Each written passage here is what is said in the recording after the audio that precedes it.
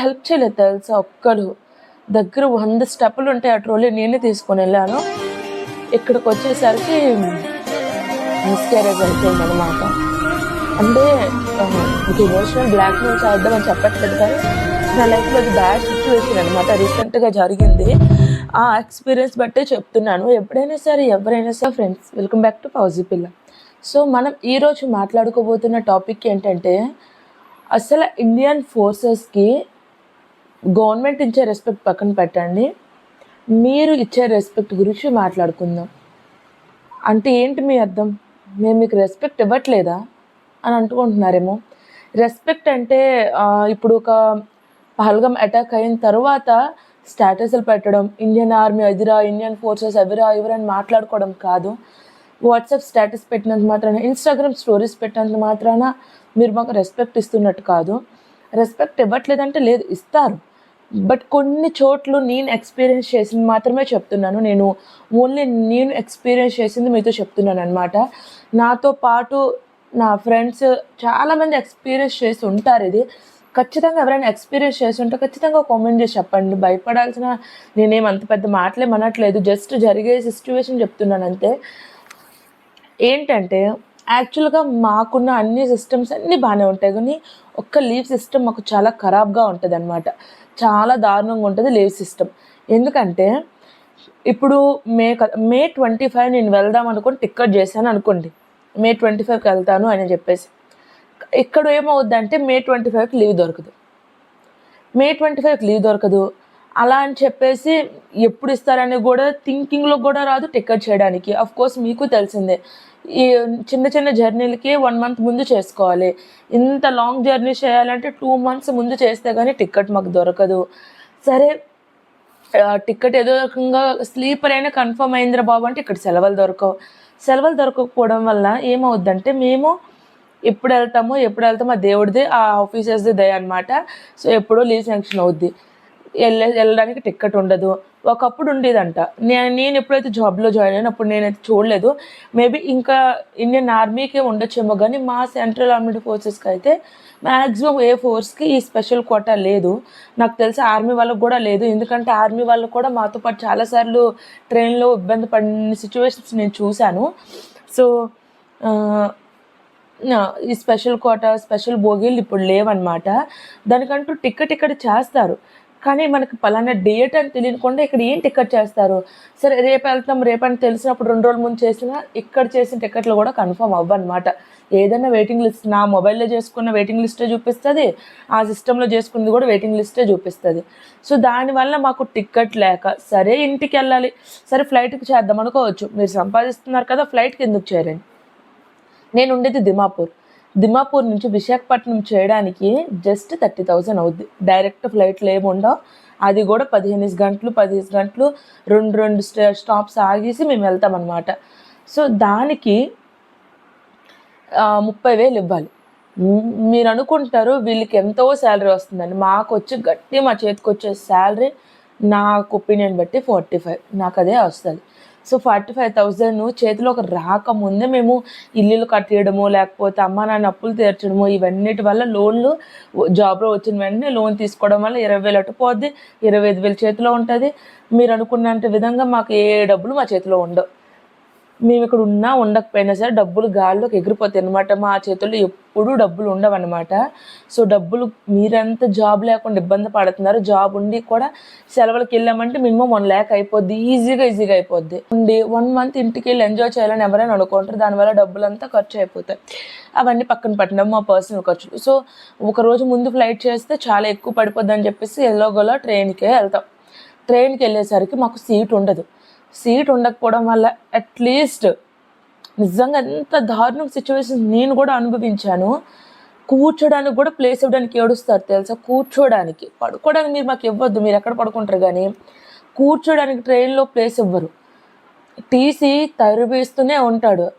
అరే బాబా, ఇది వాళ్ళందరికీ అలాగే చేసి మాకు అలాగే చేస్తే ఏంటి చెప్పండి. మేము ఈ జాబ్ మీకు ఇంత దేశం కోసం మీరు చేయాల్సినంత ఎవరికైనా ఏంటి అవసరం, ఎందుకు ఇంత మీరు అనుకుంటారు వీళ్ళకేంటి గవర్నమెంట్ శాలరీ ఇస్తుంది కదా.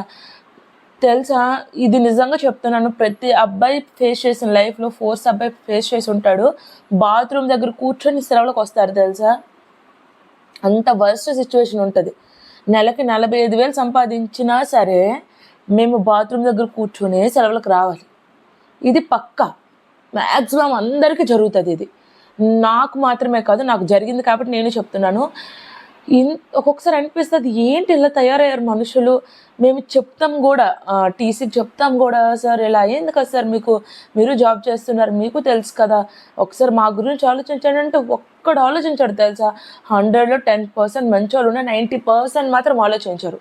ఇంత గ్యారంటీగా నేను చెప్తానమాట. ఎవరు హర్ట్ అయినా నేను పట్టించుకొని, ఇది నిజం. ఎందుకంటే ఈ విషయం మీకు అందరికీ తెలియాలని చెప్పేసి మాత్రం ఒకే ఒక్క ఉద్దేశంతోనే చెప్తున్నాను మీకు. నేను నిజం, ఈ నిజం మీరు అందరూ తెలుసుకోవాలి తెలుసా. మేము ఫేస్ చేసిన సిచ్యువేషన్ అన్నిటికన్నా దారుణంగా ఇది ఒక్కటే అనిపిస్తుంది మాకు. మమ్మల్ని కొంచెం అర్థం చేసుకొని, సరే టీసీ అర్థం చేసుకోడు, అట్లీస్ట్ పాసింజర్స్ అయినా రండి సార్ కూర్చోండి, రండి మేడం, ఆడపిల్ల అంత లేదులే, ఆడపిల్ల కూర్చోండి అని కూడా ఎవరు అన్నారు. ఏదో ఏంటి టికెట్ చేసుకుంటూ వచ్చేసారు, ఎంత చీప్ పీపుల్స్ ఏంటి, అట్లా చూస్తారనమాట. మేము అప్పటికే 3 టికెట్లు చేస్తుంటాం, 3 టికెట్లు క్యాన్సిల్ అయిపోయి ఉంటాయి. ఎందుకంటే మాకు సెలవులు గ్యారంటీ ఉండక. నేను 3 టికెట్లు చేస్తాము, ఏదో పోనీ ఊహించుకోండి డేట్లు, ఆడివ్వడు. ఇవ్వకపోవడం వల్ల ఇక్కడ అందరితో మేము చీప్ పీపుల్స్ లాగా అందరూ మమ్మల్ని ట్రీట్ చేస్తారనమాట. ఇది మీరు ఇచ్చే రెస్పెక్ట్. ఒక ఫోర్స్ అబ్బాయికైనా అమ్మాయికైనా ఎవరికైనా ఇది చెప్పుకోలేని సిచ్యువేషన్, ఇది చెప్పలేని సిచ్యువేషన్ అనమాట ఎవరికైనా. యాక్చువల్గా ఆఫ్టర్ మ్యారేజ్ నేను కన్సీవ్ అయ్యాను. కన్సీవ్ అయిన తర్వాత వైజాగ్ నుంచి కోల్కతాకి ట్రైన్ చేసుకున్నాను. డైరెక్ట్ ట్రైన్స్కి టికెట్స్ అప్పుడు దొరకవన్నమాట, ఎప్పుడు దొరకవు మాకు. సో వైజాగ్ నుంచి ఇక్కడ టికెట్ చేసుకున్నాను కోల్కతా నుంచి ఎవరికో కూలీకి ఇచ్చేద్దాము, ట్రోలీ మోసుకొని వెళ్ళిపోతారులే అని చెప్పేసి అనుకున్నాను అనమాట. వేరే ట్రైన్కి ఆయన మోసుకొచ్చేసి డబ్బులు ఎంతైతే అంత ఇచ్చేస్తామని అనుకుని వాళ్ళకున్నాను. ఫ్లైట్కి ఎందుకు చేసుకోలేదంటే దానికి రీజన్ చెప్తాను. మెయిన్లీ డ్రై ఫ్రూట్స్ అవన్నీ ఎక్కువ ఉన్నాయి నాకు. అంటే మళ్ళీ 6 months వరకు సెలవులకు రాము కదా అని చెప్పి 6 monthsకి డ్రై ఫ్రూట్స్ పంపిస్తారు కదా అమ్మ వాళ్ళు, అవన్నీ ఉంటారు. వెయిట్ ఒకటి ఎక్కువ అయిపోద్ది. అదితో పాటుగా నాకు అప్పటికే నాకు కొంచెం వామిటింగ్ సెన్సేషన్, మీకు తెలుసు కదా అమ్మాయిలకు మ్యాక్సిమం తెలుస్తుంది, వామిటింగ్ సెన్సేషన్స్ అని, కళ్ళు తిరగడం ఎక్కువ అయిపోద్ది అనమాట. నాకు కొంచెం ఫ్లైట్ ఇప్పటికీ ఇయర్ పెయిన్ వస్తుంది. ఫ్లైట్లో కూర్చుని కానీ నాకు కళ్ళు తిరుగుతాయి. కొంతమందికి పడుద్ది, కొంతమందికి పడదు. అందుకే నేను ఎక్కువ ప్రిఫర్ చేయను ఫ్లైట్ని. సో అందుకే ఈ టైంలోన ఏదైనా ఇంకా ఒంట్లో తిప్పినట్టయితే అక్కడ కస్టమరా బాబు అని చెప్పేసి ప్రశాంత పడుకొని వెళ్దామని టికెట్ అయితే కన్ఫర్మ్ అయింది. 3rd AC కన్ఫర్మ్ చేసుకున్నాను. కానీ కొన్ని కారణాల వల్ల ట్రైన్ ఏమొచ్చి ముందు స్టేషన్లో ఆపేశారనమాట, సంతరగంజ్ స్టేషన్లోన. ఒక్క ట్రోలీ ఉంది. కానీ డాక్టర్ ఏమన్నారంటే, యాక్చువల్గా నాకు సెలవులు అయిపోయి ముందు రోజు తెలిసింది నేను కన్సీవ్ అయ్యాను 45 days అని. సో అప్పుడు మాకు లీవ్ ఎక్స్టెండ్ అంటే, నువ్వు ఇప్పటికీ 3 months లీవ్లో ఉన్నావు మ్యారేజ్ కోసం, ఇంకా లీవ్ ఎక్స్టెండ్ అవ్వదు, వచ్చేసి వెళ్ళిపో అన్నారు. సరేలే వెళ్ళిపోదామని చెప్పేసి మా హస్బెండ్ జమ్మూ కాశ్మీర్ రిపోర్ట్ ఇచ్చేశారు. మాకు సెలవులు దొరక్క నేనేమనుకున్నానంటే ఇక్కడ ఫ్యామిలీ క్వార్టర్స్ తీసుకుంటాను, ఆ అమ్మ అత్తయ్యల్ని తర్వాత పిలుస్తాను, ఇప్పుడు పిలిచేసి ఇక్కడ పెట్టడానికి అవ్వదు, వెళ్ళి అప్లై చేసిన తర్వాత అమ్మనో అత్తయ్యనో తీసుకువెళ్దాం అనుకుని ఒక్కదాన్ని వచ్చేసాను. సంతర్గంజ్ స్టేషన్లో ఆపేశాడు. అక్కడ ట్రోలీ ఎక్స్ట్రా ఏదీ లేదనమాట, మెట్లు తప్ప అక్కడ ఇంకో అవైలబిలిటీ ఏమీ లేదు. సో స్టెప్స్లో వెళ్ళాలి. ఇంత ట్రోలీ వెయిట్ లిఫ్ట్ చేయకూడదు. అప్పటికి నాకు కొంచెం హెల్త్గా ఇష్యూగా ఉంది, వామిటింగ్స్ అవి. సరే ఎవరికైనా అడుగుదాం ఒక హెల్ప్ అని చెప్పేసి ఎంతమందికి అడిగాను తెలుసా. డబ్బులు ఇస్తాను అన్నాను, అక్కడ ఒక్క కూలీ దొరకలేదు. 2000 వరకు ఇస్తాను అన్నాను నేను. తీసుకోండి సార్ ప్లీజ్ సార్, 2000 3000 ఇస్తాను. ఆ చిన్న స్టేషన్ కూలీలు కూడా లేరు, ఒక్కరు హెల్ప్ చేయలేదు తెలుసా. ఒక్కరు దగ్గర 100 స్టెప్పులు ఉంటాయి ఆ ట్రోలీ, నేనే తీసుకొని వెళ్ళాను. ఇక్కడికి వచ్చేసరికి మిస్క్యారేజ్ అయిపోయిందనమాట. అంటే మీకు ఎమోషనల్ బ్లాక్మెయిల్ చేద్దామని చెప్పట్లేదు, కానీ నా లైఫ్లో అది బ్యాడ్ సిచ్యువేషన్ అనమాట, రీసెంట్గా జరిగింది. ఆ ఎక్స్పీరియన్స్ బట్టే చెప్తున్నాను. ఎప్పుడైనా సరే ఎవరైనా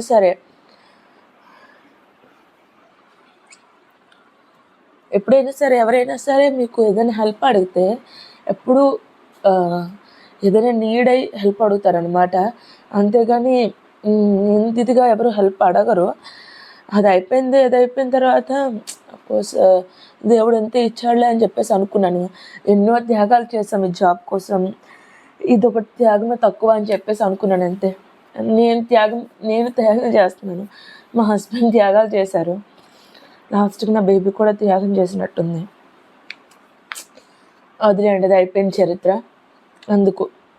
సో అందుకే చెప్తున్నాను, ఎప్పుడు హెల్ప్ చేయకపోవడం వల్ల అంతా నేనే ఎత్తుకొని, కలకత్తా రోడ్స్ బాగోకపోవడం వల్ల ఆటోలు ఉంటాయి కదా అక్కడ, ట్యాక్సీ ఎక్కిన అప్ డౌన్ అయిపోయింది. సో ఎన్నో ఒకటే కాదు, మేము ఎప్పుడు లీవ్కి వెళ్ళినా సరే, ఎందుకంటే నాకు కొంచెం క్లారిటీ ఉంటుంది నా సెలవులకి. బట్ అబ్బాయిలు నా సెలవులకు కొంచెం క్లారిటీ ఉన్నా, మా హస్బెండ్ సెలవుకి ఎప్పుడు క్లారిటీ లేకపోవడం వల్ల ఆయన ఒక డేట్ ఇస్తామంటే ఒక డేట్లో అవ్వదు, తర్వాత డేట్ అని చెప్పేసి అలాగే ఇద్దరం చాలా ఇబ్బంది పడ్డాము. ఎవరు ప్లేస్ ఇవ్వకపోవడం వల్ల కూడాను నాకు సిక్ లీవ్ కూడా డైరెక్ట్ ఆఫ్టర్ మిస్క్యారేజ్ ఇక్కడ నుంచి సిక్ లీవ్ పంపించారు. అది కూడా డైరెక్ట్ పంపించడం వల్ల ఓవర్ బ్లీడింగ్ అయిపోయేది అనమాట.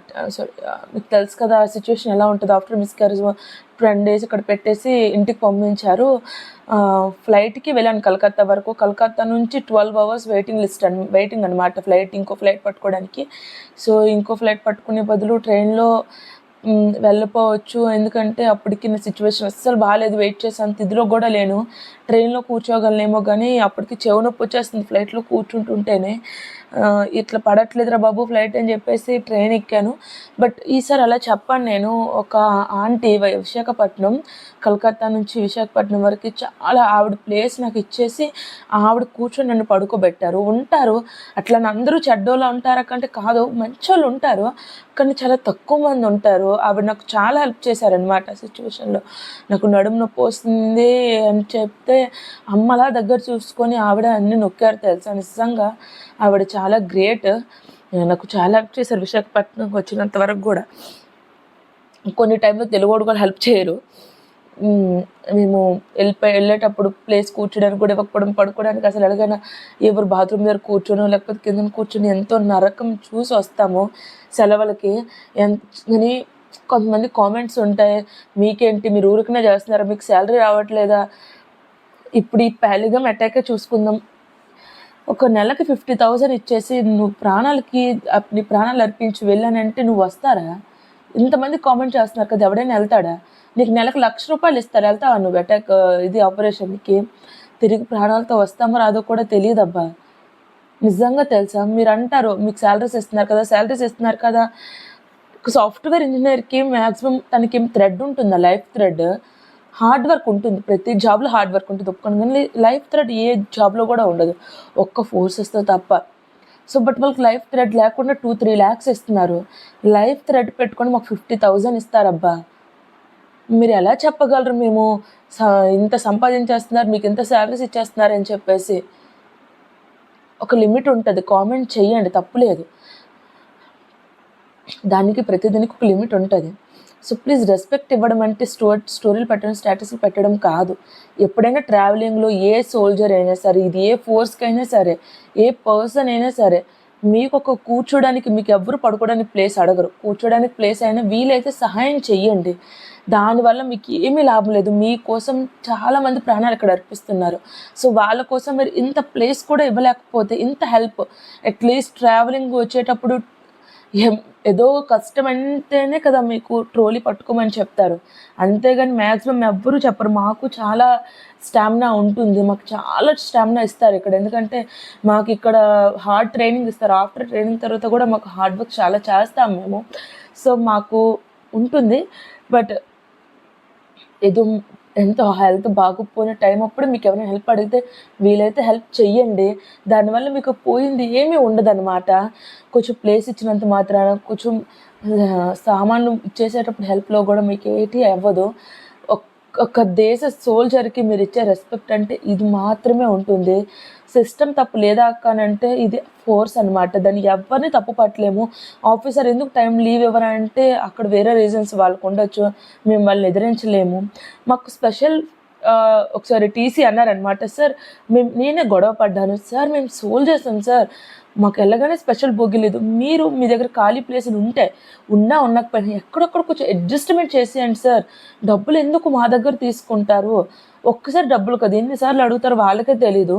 సో నేను అందరినీ అనట్లేదు, కొంతమందిని అంటున్నాను. టీసీలు చాలా రాంగ్గా ఉన్నారు సార్. మీరు ఇవ్వగలరు, మీ దగ్గర సీట్ అవైలబిలిటీ మీరు చెప్పగలరు, కొంచెం ప్లీజ్ అడ్జస్ట్ చేయడానికి. మీరు సపోర్ట్ చేయకపోతే ఎవరు చేస్తారు మాకు? మీరు హెల్ప్ చేయకపోతే ఎవరు మాకు హెల్ప్ చేస్తారు? ఎంత చెప్పండి. మీరే హెల్ప్ చేయకపోతే, మీరే మా గురించి ఆలోచించకపోతే ఎవరు ఆలోచిస్తారు? సిస్టమ్ అంటారు గవర్నమెంట్, మనం ఏమనగలం? ఒకప్పుడు స్పెషల్ బోగీలు ఉంటాయి, ఇప్పుడు ఏమీ లేవు. ఎందుకు తీసేశారో మాకు తెలీదు. సో మేము ఒక సిస్టాన్ని క్వశ్చన్ చేసే అంత మాకు యాక్చువల్లీ డిసిప్లిన్ ఉంటుంది. మేము సిస్టమ్ని క్వశ్చనింగ్ చేయలేం, బట్ మిమ్మల్ని చేయగలం మేము. ఎందుకంటే మీరు అట్లీస్ట్ అర్థం చేసుకుంటారని చెప్పేసి.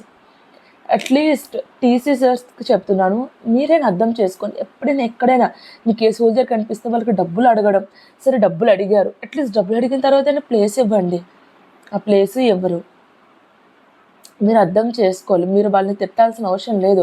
మీకు సిచ్యువేషన్ నేను చెప్తున్నాను కదా, ఎవరికి సరదాగా ఉండదు ఎక్కడో కూర్చొని వెళ్ళడం. ఒక్కరికి రిక్వెస్ట్గా చెప్తున్నాను ఏంటంటే, అంటే నాకు హెల్ప్ చేయమని నేను అడగట్లేదు. ఆల్ ఇండియాలో మీరు ఎక్కడికి వెళ్ళినా సరే, ఎప్పుడైనా సరే, ఏ ఒక్క ఫోర్స్ మ్యాన్, ఎవరైనా సరే అందులో అందరూ ఇంక్లూడ్ ఉంటారు. ఎప్పుడైనా మీకు వీలైతే హెల్ప్ చేయండి. దానివల్ల మీకు నష్టం ఏమీ రాదు. కొంచెం హార్డ్గా మాట్లాడుంటే మాత్రం really sorry. And please subscribe my YouTube channel. Love you all. Bye.